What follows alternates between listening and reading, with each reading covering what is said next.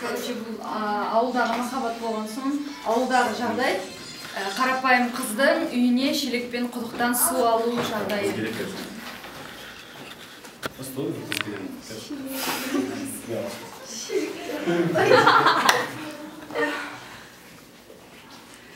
Таңертеңнен бір сәуле айтайық. Үй сенің Жұмыстан бітті. үй сен көзіңе алмай берсеңіз.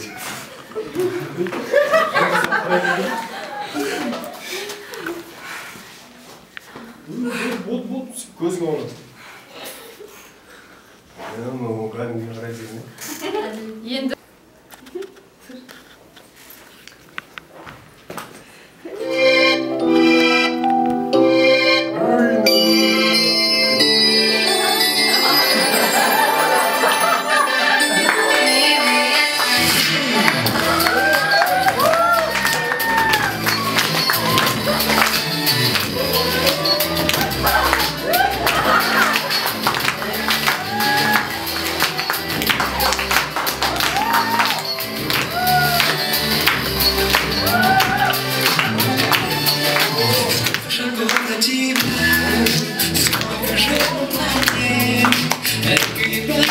білетін болсақ шынайы.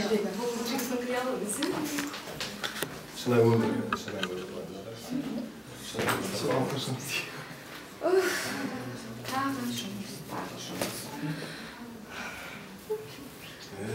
Мына қыздар су алған ғой мәйтін болды.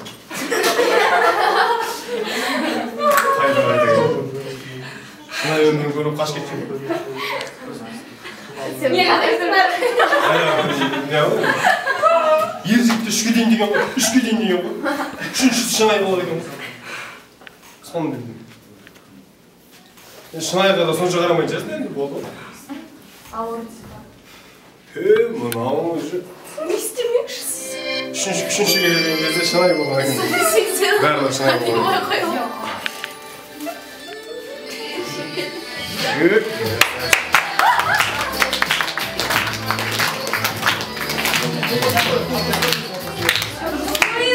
Енді жігіт қызға сезімін білдіріп ауылына, яғни үйіне баруы.